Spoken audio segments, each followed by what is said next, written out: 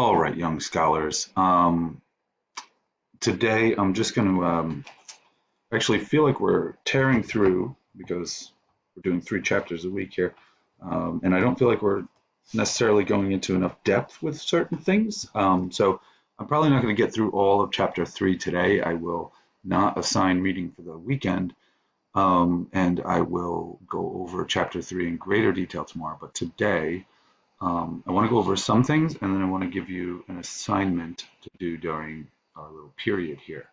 I'm not going to give you homework. I think you probably need a break from school since there's no distinction between school and home. I know I do. If I do work tomorrow, I might lose my mind. Anyway, part of the assignment is going to have to do with style and some of the things that I've been talking about. Something like a refrain is something like in music that we hear again and again. In this case, so it goes. Um, Mentioned that before. It's also one of the questions. This comes from Billy Pilgrim's experience with the Tralfamadorians, and this is his reaction to death. Point connection is a thing I'm going to talk about a little bit today. That's where like images are repeated. So one thing you're going to want to start tracking, if I haven't already had to do that, are images that appear more than once.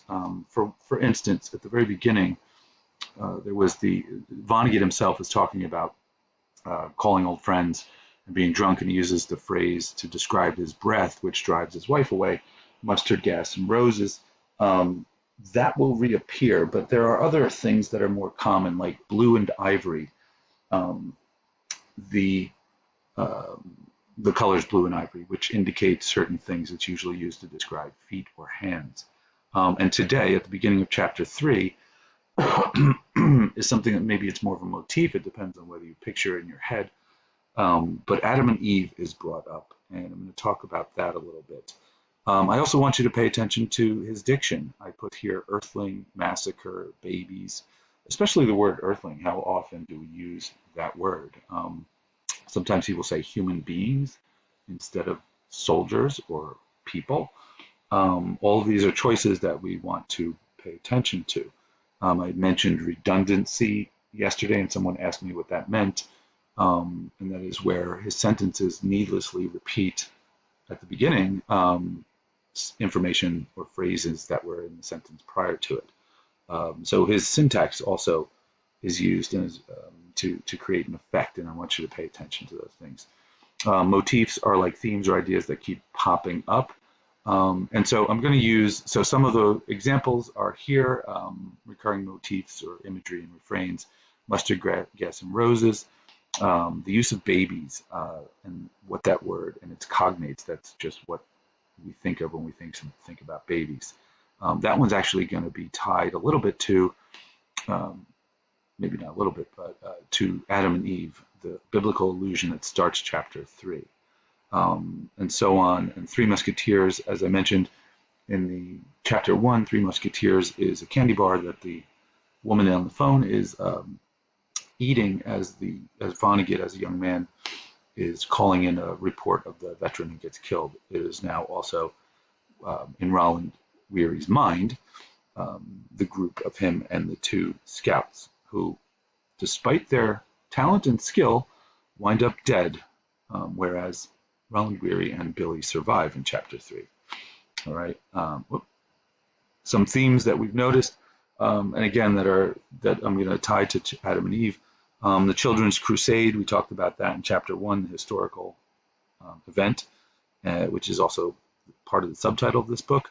Mary O'Hare's main concern, which leads to Vonnegut's promise that he will not make a book that could have action heroes in the movie, and that is because she is concerned that children fight wars and that the films and books act as propaganda to make it look like a way of becoming a man. And so let's see, some of these other themes that you'll be talking about are time and memory.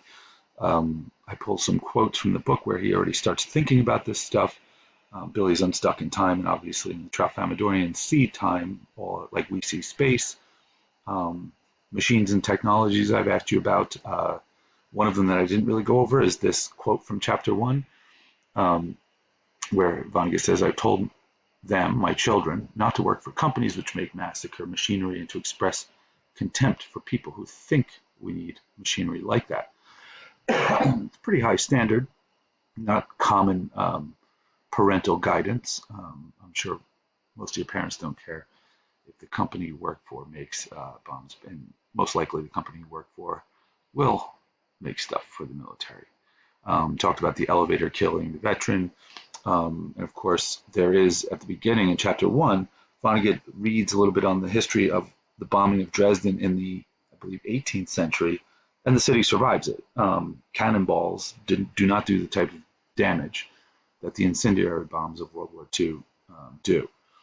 All right. In chapter 2, talked about the photography as part of, as an example of how we have brilliant inventions, and then we use them for some of the most base and puerile reasons.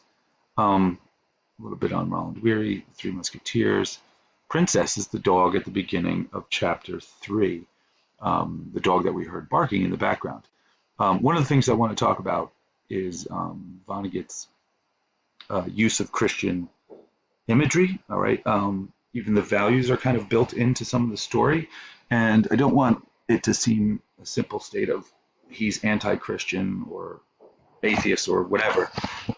He's basically talking about the fact that there's a sense of superiority in Western civilization. European nations and America feel, why did England feel like they could just march into India, Africa, the Middle East, and take over? Part of it was the technological superiority in terms of weaponry, but they also felt superior in their elements of democracy. They felt superior in terms of their morality because of Christianity. So, for instance, one way of saving Native Americans early on, when the Europeans arrived in America, was converting them to Christian. Then they wouldn't be enslaved or killed. I believe there are a few missionaries that did that. Anyway, and here's a quote from Vonnegut. I'm not going to read that right now. But also, biblical allusion, I'm noting down here, serves as a sort of shorthand for themes. It may not to you anymore, but biblical allusions to a reader from the West should indicate a whole series of themes. And one of them at the beginning of chapter 2 is Adam and Eve, where on page 53, looking at the boots taken from a Hungarian colonel on the Russian front, which is now being worn by a German, which, by the way, all the Germans here are old men or children because mainly the teenagers, the 18-year-olds, have all been killed. This is late in the war. So a whole generation has kind of been worn down, and this is true to the history of the period. Right? Those boots were almost all he owned in this world. They were his home. An anecdote.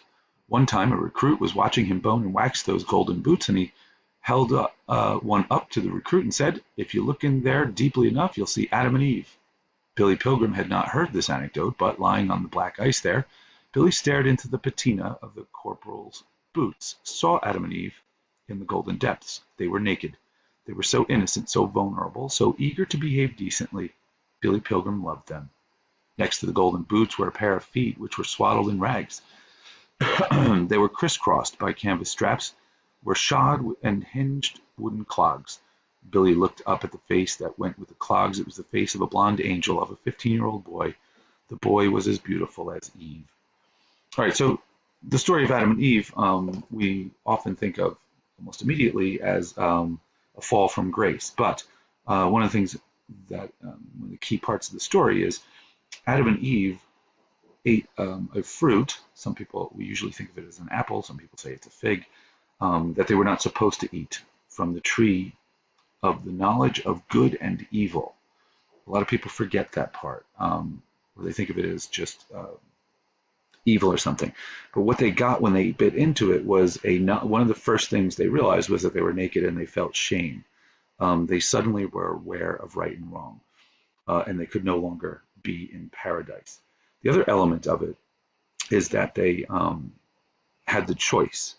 And this is really in Western civilization, the founding story that gives us the concept of free will. Unlike angels or animals, the Adam and Eve could choose to eat that fruit or not. Unfortunately, they chose it, and they were banished. And so they lose their innocence. They become aware of good and evil. So when Vonnegut talks about them being innocent and decent, it's almost like another invocation of the idea of babies or innocence and the loss of it. All right, so Adam and Eve will reappear a few times in the story. I'm not going to get into much more because I want to have you do something, and like I said, I will. Oh, you've seen way too much stuff. We're going to go over chapter 3 in greater depth on Monday. If you have questions that are burning, you can ask me. But today, I want you to kind of slow down and choose to do something in this assignment. You're going to choose one of the following of these 3 questions, and then you're going to have to do this one. So you're going to do number 1, which is a choice, and number 2. All right. You're going to have to pull a quote for each of these. You can incorporate the required quote, or just add it to the end of your piece, but give a context. Give the context of the quote, comment on what aspects of style connect your quote to your answer. So the most straightforward question is, what is one theme that seems to be developing in this novel? You can use one I gave you. Try to give me a quote that is not one that I used. Right? Which scenes or passages seem to help develop the theme? Quote a specific passage that inspires this connection, not he's always like saying so it goes. Go to a specific moment, character, or comment. All right? If you don't like that one, you can pick B. What connections can you make to the novel? Does any aspect of it, the humor, the subject matter, style, tone, remind you of another text? Or do any characters remind you of anyone? Roland Weary is made fun of pretty viciously in the book. Don't pick a kid and abuse him. Or C, write about a day in the life of a quarantine in the voice of Vonnegut. Mimic his phrasing, use of imagery, syntax. Write about a paragraph for any of these. And quote a passage that you modeled it on. All right. So all these require a quote. I do want you to actually write the whole quote in. It's good for you to get a better sense of his style, to actually type what he's doing. Okay. You can connect the style to theme like you did on the test. The absurd tone created through the repeated use of the word, whatever.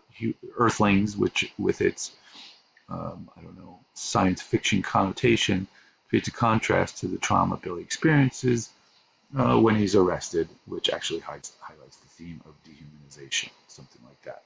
This is not a test. This is practicing building skills. All right, so don't worry about getting it wrong. Just do your best with it. All right, and then opinions are like elbows. Write a reaction to the novel. So far, you can write this informally in your voice. Include what is unusual, confusing, entertaining, or frustrating. What do you think of it? Is its central conflict? And what themes seem to dominate the story so far? Now that's similar to this, except you're going into depth on one theme. This would just kind of be a list of it. All right. This will be on Canvas, obviously. I would like you to do that now. And I am going to stop recording. By the way, these conferences are recorded. I was going to post this on the thing. If we put things in shared notes, you can access it a little bit easier later. But I'm going to pause now because I'm already at 14 minutes. Sorry about that, kids. Have a lovely weekend. Talk to me on chat. Bye-bye.